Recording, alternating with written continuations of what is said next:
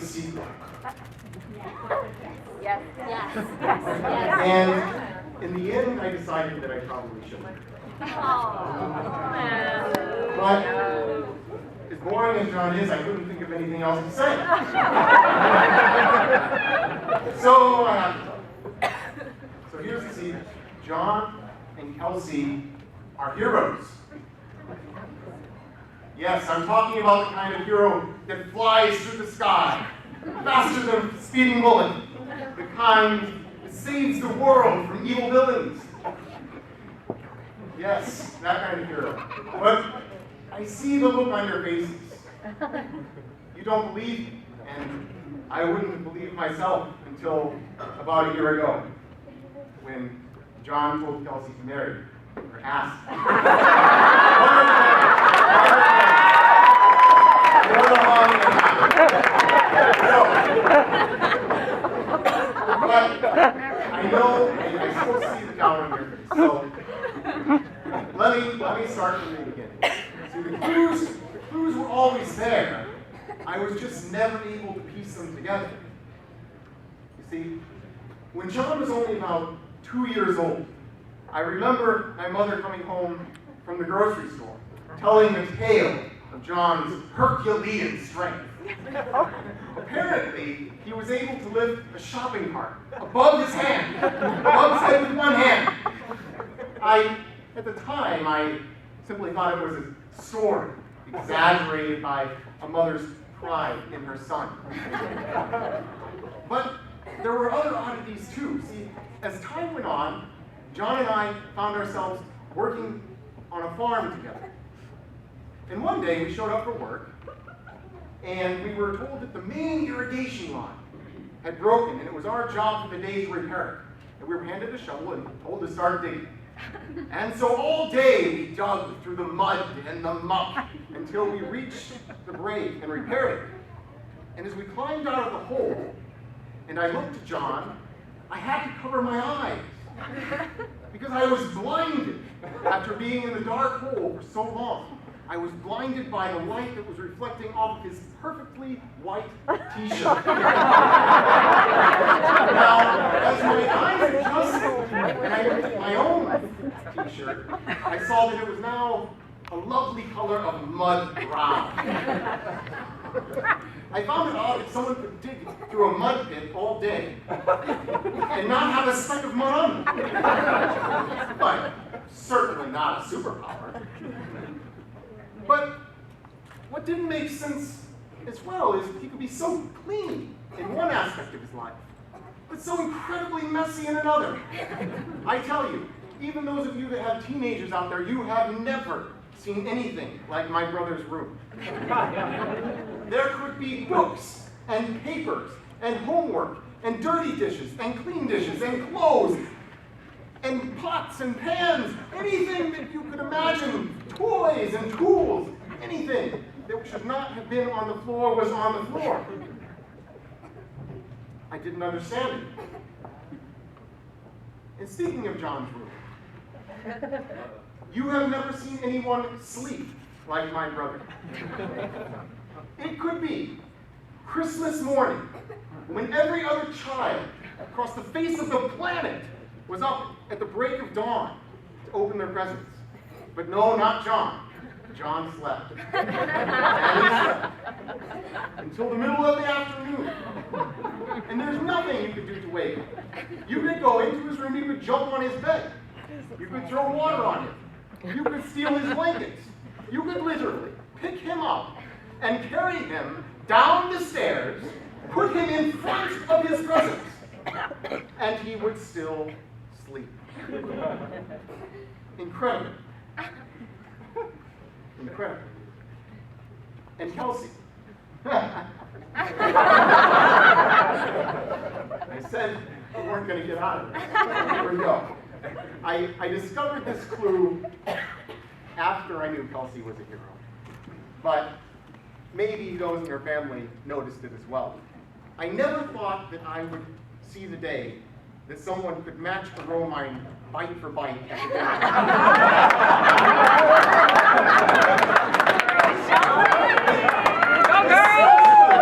Especially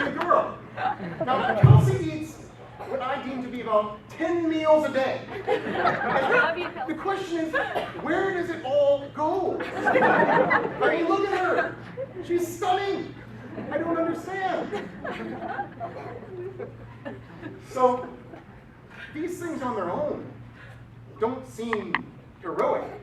And that's why I wasn't able to piece them together. But it wasn't, like I said, it wasn't until John perhaps asked Kelsey to marry him that I knew.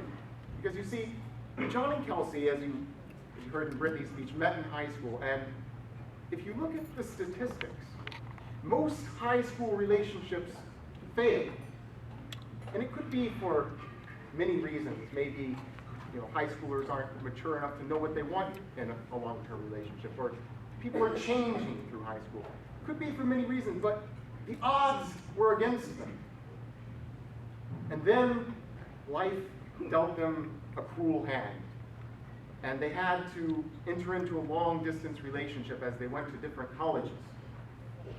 And I don't know how many of you out there have been in a long-distance relationship, or at least have known the last time that you had to tell the one you loved goodbye without really knowing when you would see them again, or perhaps even if you would see them again. Because people change, and when you don't see the one that you love for a long time, they could come back a different person than the one you knew. There's fear there, and you watch the person you love grow and change and hang out with different friends, and you're not there to comfort them when they need you or share in their joy. And that, being ripped apart from the one you love, and then seeing them again only for a day or two before life rips you apart again, that kind of pain is enough to end most relationships, but not John and Kelsey. That long-distance relationship is like going to hell and back. And I know only heroes can do that. And that's how I knew that John and Kelsey were heroes. And as beautiful as this celebration has been today, and as meaningful as it has been, I think something is missing, something that acknowledges their heroic love. And so, without further ado, if you would.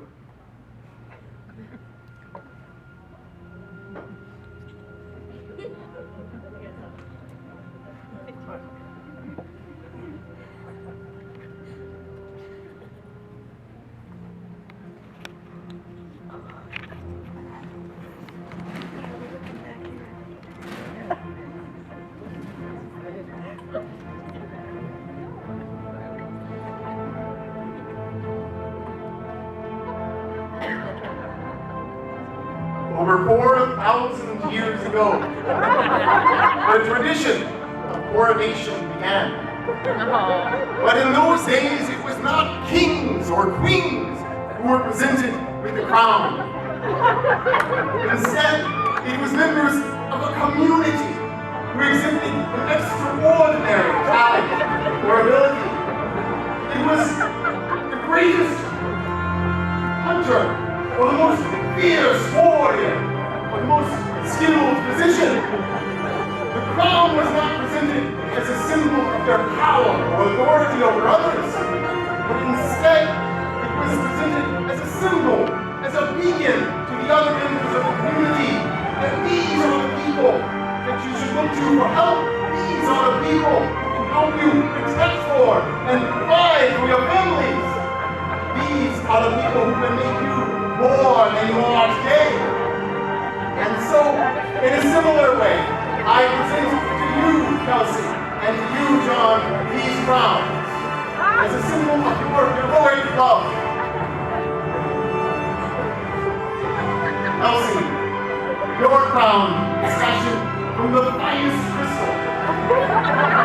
May it, for all time, remind you and all who see it of love's true beauty, and that each moment you share with the one you love, in the good times and the bad, sickness and in health, in richer or poorer.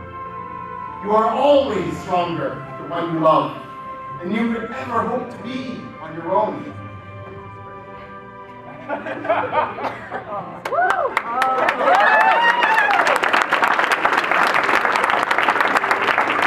And John, your crown is crafted from titanium, the very same material that is used to rebuild and strengthen the human body. May it ever remind you and all who see it of love's true strength, and that you are always stronger than the one you love, and you could ever hope to be your own.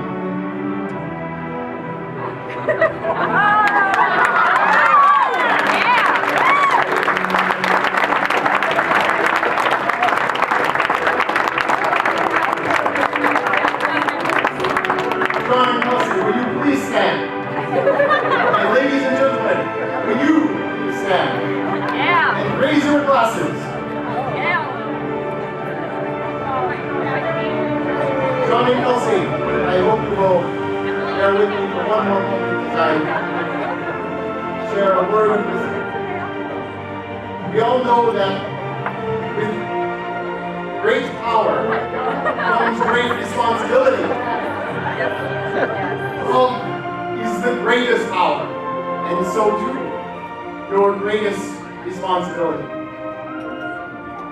To John and Kelsey, heroes and examples to us all.